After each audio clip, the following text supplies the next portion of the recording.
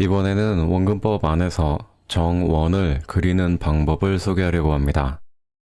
현재 화면에는 정육면체가 그려져 있고 우측 면에 사람들이 자주 실수하는 방식의 보라색 원이 그려져 있습니다. 그다지 이상해 보이지 않을 수도 있지만 화면에 원이 더 많이 그려지게 되면 어색하게 느껴질 수 있습니다. 정육면체 위쪽에 별도로 그려진 정사각형 내부에 그려진 정원은 정사각형의 각 모서리의 중앙 지점들을 모두 지나가고 있습니다. 빨간색의 점들이 그 중앙 지점들입니다.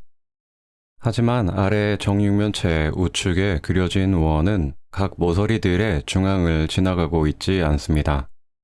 중앙보다는 좀 더 다른 위치의 파란 점들에서 모서리를 지나가고 있는 모습을 볼 수 있습니다. 그래서 현재 이 보라색 원은 각 모서리의 중앙인 빨간 점들을 지나가도록 고쳐서 그려주어야 합니다. 지금 보시는 것처럼 빨간 점들을 모두 지나가도록 수정된 파란 선의 원처럼 그려주어야 합니다. 이렇게 되면 3D에서의 표현과 거의 비슷해지면서 좀 더 사실적이게 되는 것입니다. 하지만 정육면체를 위한 정사각형을 그리기 위해서는 대각소실점이라는 것을 알아야 하는데 이는 다른 영상에서 따로 소개하도록 하겠지만 정사각형을 그릴 수 있게 되었어도 정원을 그리기 위해서 매번 정사각형을 그리는 것은 번거로운 일입니다. 그래서 이번에는 편법을 소개해 드리려고 합니다. 대체적으로는 잘 들어맞는 편법이라고 할 수 있는데 이렇게 편법을 소개하는 이유는 좀 더 빠르고 손쉽게 원을 그릴 수 있어서 훨씬 효율적이기 때문입니다. 모든 정원들은 원근법 안에서 비스듬한 기울기로 보게 되면 지금까지 보신 것처럼 항상 타원으로 표현되게 됩니다. 화면 우측 위에 파란 타원을 봐주시기 바랍니다. 모든 타원은 가장 긴 지름과 가장 짧은 지름으로 나눌 수 있는데 타원의 중심을 관통한 화살축이 가장 짧은 지름과 같은 방향으로 그려져 있습니다. 아래 정육면체의 우측 면에 그려진 원에도 짧은 지름 방향으로 화살축을 그려봤습니다. 이렇게 그려보면 신기하게도 화살축이 가리키는 방향이 소실점이 위치한 방향과 일치하는 것을 알 수 있습니다. 여기서 말하는 소실점은 육면체를 그리기 위해 사용된 소실점을 말하며 현재 화살축이 가리키는 방향은 화면 좌측 밖에 수평선상에 있는 소실점을 말합니다. 다시 말해서 타원의 짧은 축은 소실점을 향한다는 것입니다. 앞서 말씀드린 대로 편법이므로 정확하다기보다는 대체적으로 잘 들어맞는 편입니다. 정육면체의 앞면에도 같은 방법으로 원을 그려봤습니다. 보시는 것처럼 타원의 짧은 축이 화면 우측 위에 수평선상에 있는 소실점을 향하고 있습니다.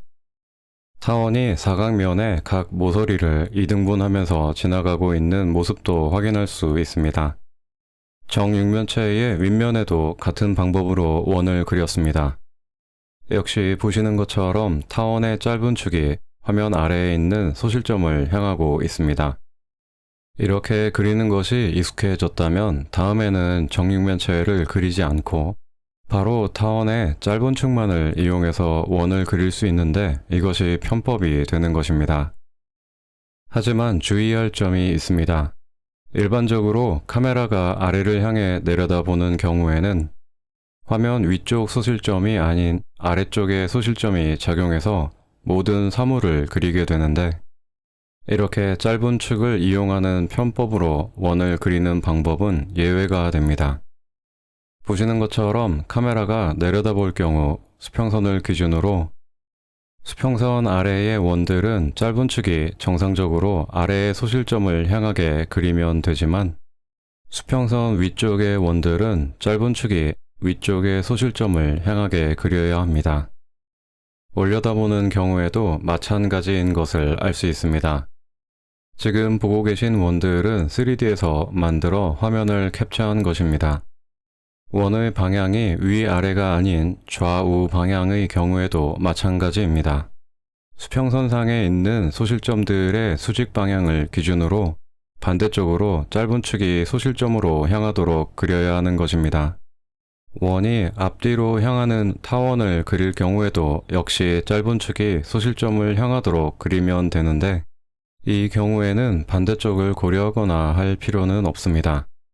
카메라 렌즈의 시야각이 점점 광각으로 되면 될수록 화면은 왜곡이 심해지게 되는데, 이렇게 왜곡이 심해지면 화면 중심에서 멀어지는 쪽은 점점 더 소실점을 약간씩 비켜서 향하게 되는 등 정확도가 떨어지게 되므로 주의해야 합니다.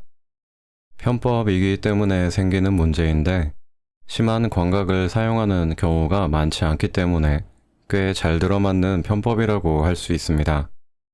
원을 원근법 안에서 그리기 위해 타원을 그릴 때 많이들 실수하는 부분이 더 있는데, 그중 한 가지는 화면 좌측처럼 타원의 양쪽 끝을 뾰족하게 그리는 것입니다. 가급적이면 타원의 절반만 그려야 하더라도 나머지 절반을 상상하면서 화면 우측의 예시처럼 양쪽 끝을 둥글게 반대쪽으로 넘어가도록 그려야 합니다.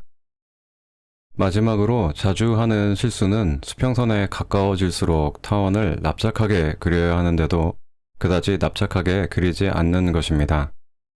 3D를 사용하면 원을 표현하는데 편리한 부분은 있지만, 크고 작은 사소한 원들마저도 모두 3D로 모델링하기에는 바로 페인팅하면서 그리는 것이 훨씬 빠른 경우가 많습니다.